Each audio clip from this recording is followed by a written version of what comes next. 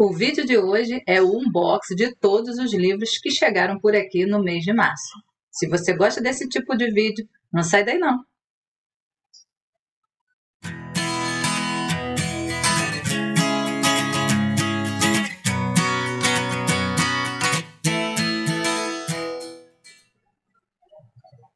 Oi, para quem não me conhece, o meu nome é Andréia Abreu e este é o meu canal. Seja muito bem-vindo! Aqui eu comento sobre livros, as leituras do momento, um pouquinho de papelaria e tudo que tiver a ver com esse universo. Vem comigo! Bem, pessoal, o primeiro livro que chegou por aqui em março foi esse calhamaço gigantesco do Richard Evans. Ele é o terceiro livro de uma trilogia sobre o terceiro Reich do Hitler. Então, eu comprei o terceiro livro, já tenho o primeiro, agora só falta o segundo. Esse livro do Richard Evans foi comprado na Shopee, é usado, comprei de um particular que estava vendendo, mas está em um bom estado, não está em excelente estado, porque a folha de corte dele está oxidada, mas ainda assim, pelo preço no site, foi uma excelente compra. No site, na Amazon, está R$ 131 e eu comprei ele por menos de R$ 60, 58, 59, alguma coisa assim. Então é um livro de capa dura, é um livro realmente para durar, um livro costurado. Olha aí, a lombada íntegra está perfeito, mas a folha de corte está oxidada. A parte interna também está perfeita, não tem grifo, não tem marca-texto, ótimo estado. Na parte de trás, nas últimas folhas do livro, de 1038 páginas, você vai encontrar notas, bibliografia e o índice onomástico. E na parte da frente, lista de ilustrações e a lista de mapas. Um livro excelente sobre o terceiro Reich. Eu comprei o primeiro livro dessa trilogia numa ótima promoção da Submarino. O livro é da editora Crítica, porque a última versão dessa trilogia foi lançada pela editora Crítica. E aí eu comprei o primeiro livro numa promoção assim imperdível, A Chegada do Terceiro Reich. Porque esse livro aqui custa aí por volta de mais de R$ 130, tá? No site da Amazon. Eu vi recentemente, estava R$ 131 esse livro. E eu comprei ele por 50 e poucos reais, ou seja, não chegou nem a R$ 60 esse livro aqui. Então, essa edição aqui não é da editora Crítica, é a edição da editora Planeta, que, assim, pelo que eu tenho visto, tenho pesquisado, acho que foi a primeira editora que lançou essa trilogia do Richard Evans. É um livro em capa dura, né? Tem essa jacket aí, que vocês estão vendo isso aqui. Deixa eu mostrar para vocês a capa. Aqui é a jacket. E esse aqui é o livro. Então, realmente é um livro para estar, assim, naquelas estantes chiques, né? É um livro capa dura, muito bem feito. Essa aqui é a lombada, Richard Evans. Se você consegue encontrar um livro, né, em bom estado, por um preço muito abaixo, então, pelo menos para mim faz mais sentido, independente de montar a coleção certinha, faz mais sentido fazer economia. Concorda comigo? Eu vou pegar aqui para mostrar para vocês o da Crítica. Esse aqui é o meu primeiro livro, o primeiro volume dessa coleção, tá? Da editora Crítica. Então aqui a gente tem o primeiro volume da trilogia, A Chegada do Terceiro Reich, só que essa aqui, a editora, é a Crítica. E agora eu tenho o volume 1 e o volume 3 de editoras diferentes, mas não importa, o que importa é que eu tenho já o volume 1 e o volume 3 e falta apenas o volume 2. Então, o volume 2 eu estou pesquisando bastante. Para mim não importa se a editora é Planeta ou Crítica, tá? A não ser que alguém, vocês aqui no comentário me digam, olha, Andréia, da editora Crítica é melhor ou da editora Planeta é melhor por isso, e tem um argumento muito bom para me convencer a fazer essa coleção da mesma editora, porque para mim o que interessa é o bom conteúdo e o preço. É a trilogia aí recomendadíssima, tá? Todos esses livros aqui, esses dois livros aqui, dica. Aliás, Quase tudo que eu vou mostrar para vocês hoje é dica do Instagram da Isa Livros pelo Mundo. Isadora Milagres aí, influenciando, sendo a dona do nosso cartão de crédito, influenciando as nossas compras, né? Então, nós temos aqui o Richard Evans com essa trilogia do Terceiro Reich. Ai, meu Deus! Depois... Então vamos lá para o próximo unbox. Desta vez um unbox duplo. Chegou por aqui 2 livros que foram comprados juntinhos. E o primeiro que eu quero mostrar para vocês é O Declínio e Queda do Império Otomano, do Alan Palmer, da editora Globo Livros.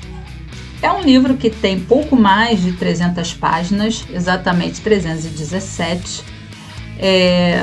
O sumário dele nos mostra que ele tem 16 capítulos, tem prefácio, prólogo, tem um epílogo, depois na parte final ele tem glossário, notas, bibliografia e um índice. Folhas amareladas, como vocês podem ver, e é mais um livro que eu vou colocar o meu carimbinho do Ex Libris. Então é isso, esses são os 2 livros que chegaram. Como vocês podem ver, eu estou indo de império em império. O primeiro livro nessa temática, Declínio e Queda do Império, foi do Império Romano, livro da Companhia das Letras, um livro de bolso, tá? E eu disse para vocês que tinha muito a ver com os estudos bíblicos, né, que eu faço, e entender essa história do Declínio e Queda do Império Romano me ajudaria, né, nesse contexto histórico do cristianismo. Aí, a Isa Livros pelo Mundo começou a falar desse livro, né? E aí eu me interessei também de comprar esse livro falando sobre o maior império da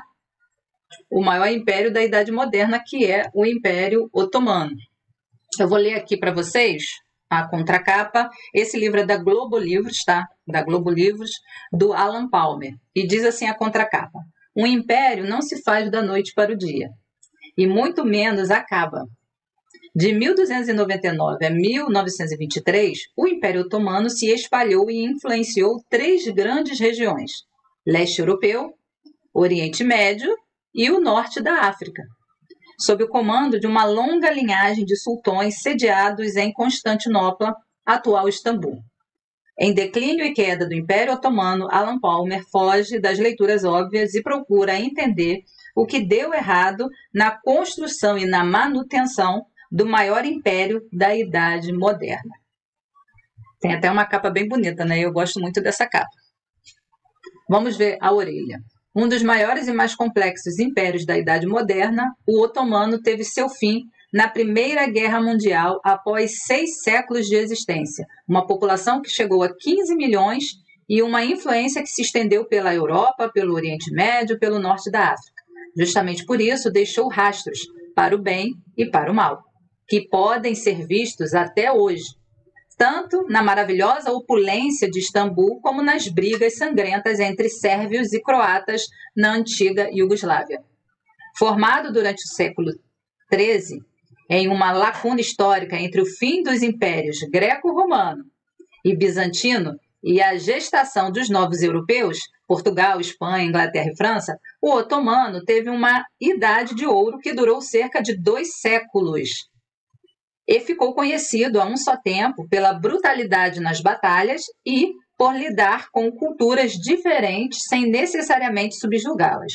Aqui cabe a gente fazer um adendo, que é justamente o que o Império Romano fez, né?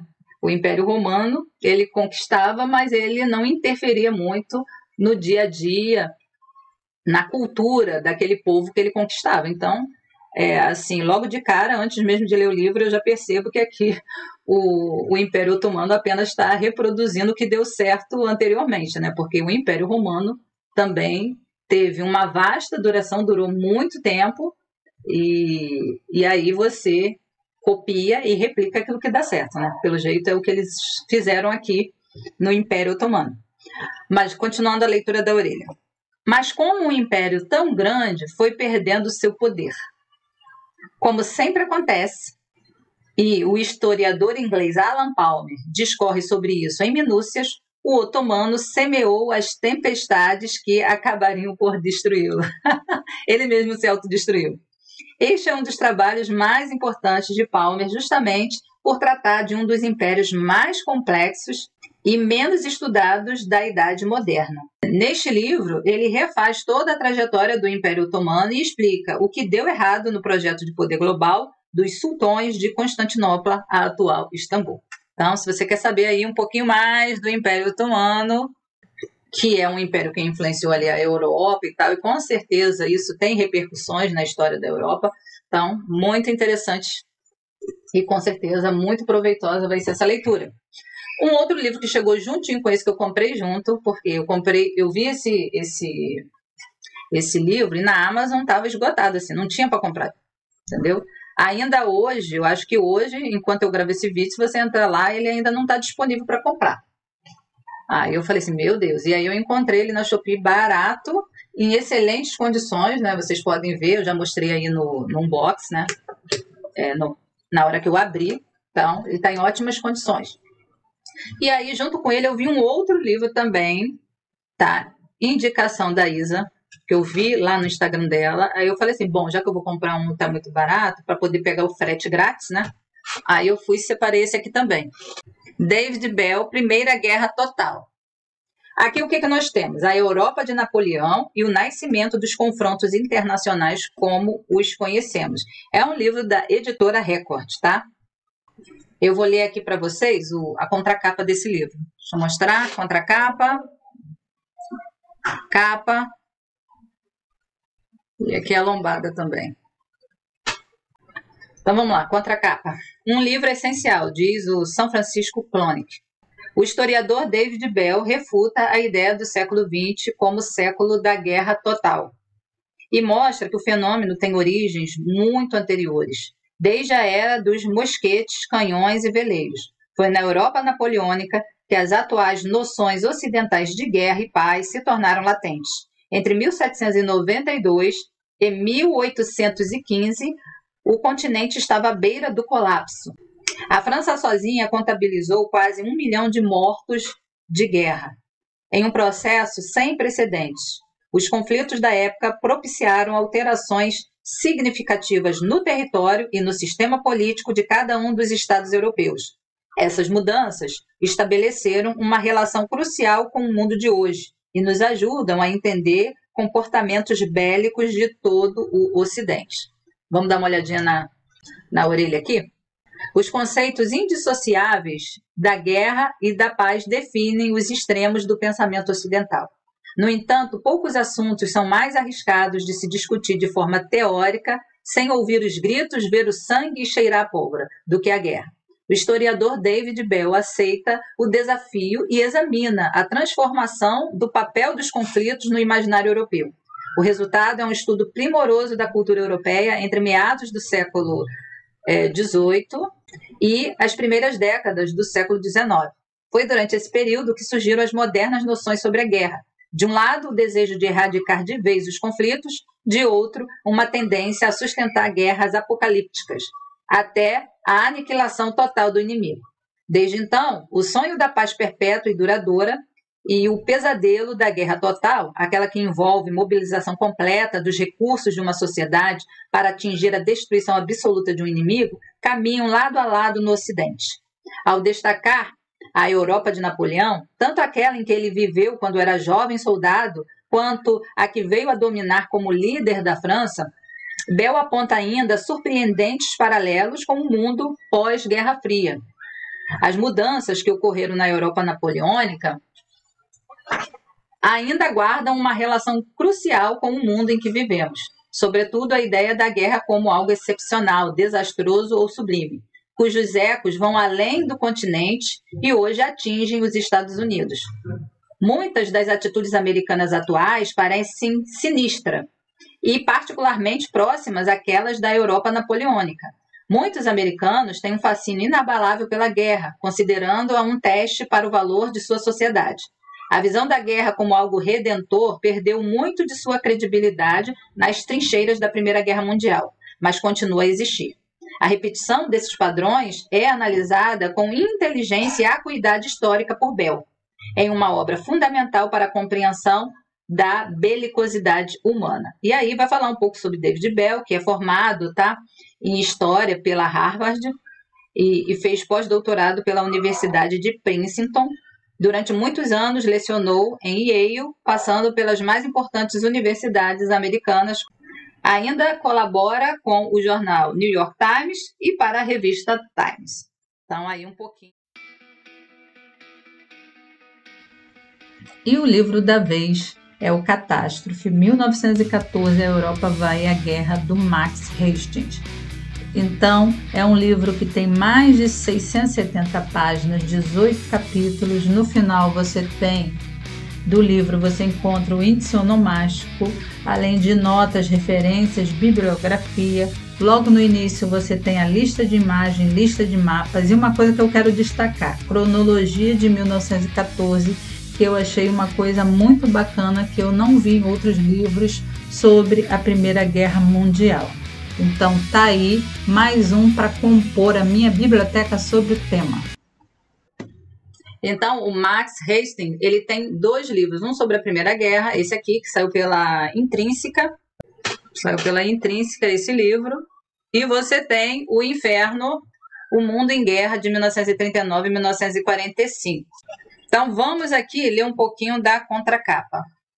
Aí nós temos aqui na contracapa as opiniões de vários jornais que fizeram, né, o seu comentário crítico a respeito da obra. E o The Telegraph diz assim: Catástrofe é magnífico e impressionante. Max Hastings domina com maestria e a complexa trama de eventos que levaram ao começo da Primeira Guerra Mundial e os primeiros meses do conflito. Aí, outro jornal, The Sunday Times. Hastings escreve com invejável ritmo e equilíbrio e uma perspicácia notável em relação ao fator humano da guerra. Mesmo para quem não conhece a diferença entre um batalhão e uma divisão, este livro é comovedor, provocativo e envolvente. The New York Times Book Review. Com talento e habilidade, Max Hastings oferece um excelente relato dos primeiros meses da guerra, uma narrativa agradável que representa a última palavra no assunto da Primeira Guerra Mundial. E, por último, o comentário do jornal The Times. Como um guia magistral, Hastings nos conduz por aquele estranho período em que a Europa emergiu na escuridão da Primeira Guerra.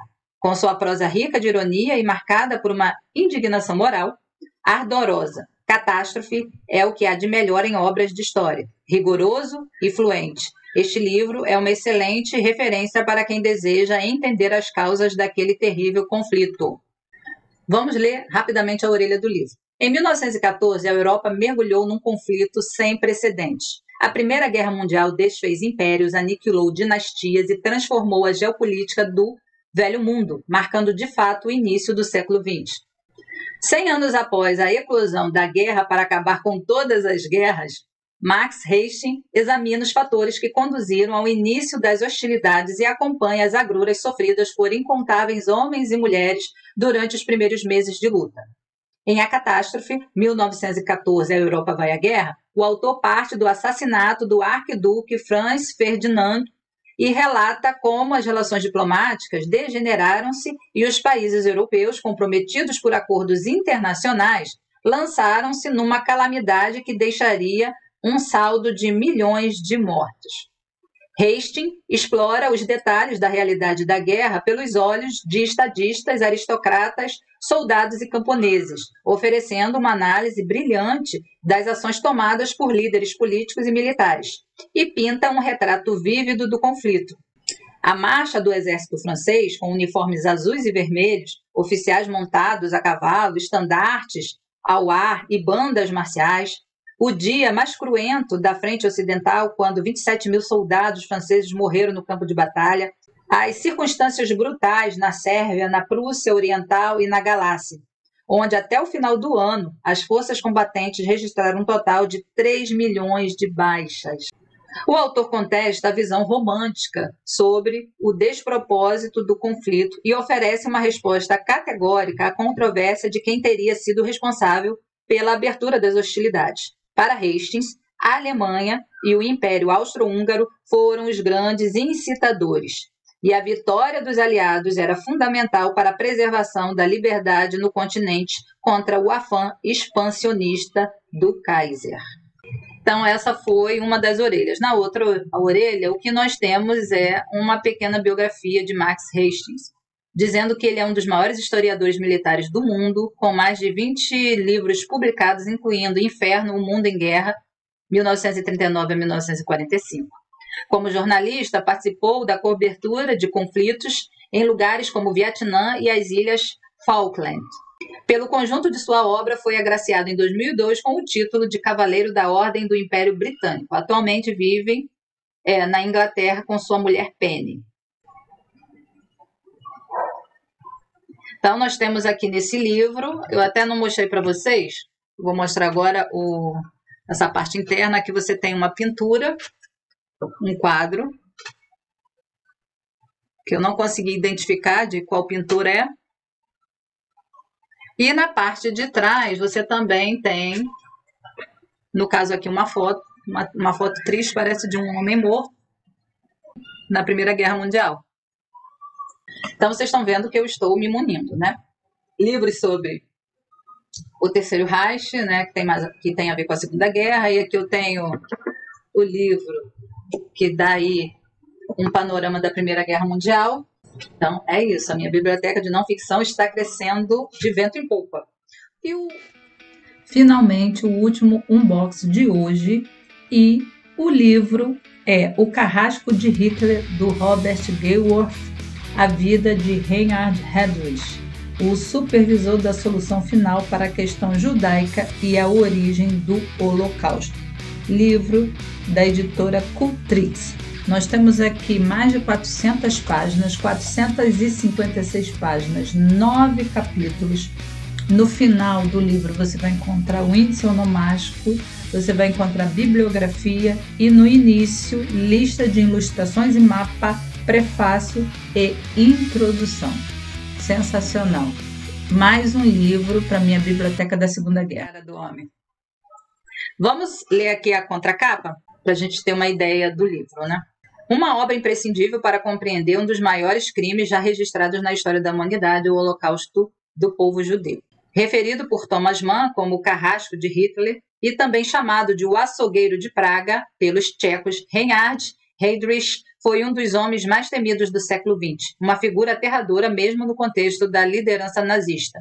Chefe da polícia criminal nazista, a Kripo, do Serviço de Segurança da SS, da Gestapo, senhor implacável do protetorado da Boêmia e Morávia, a Tchecoslováquia ocupada pelos nazistas, e principal planejador da solução final.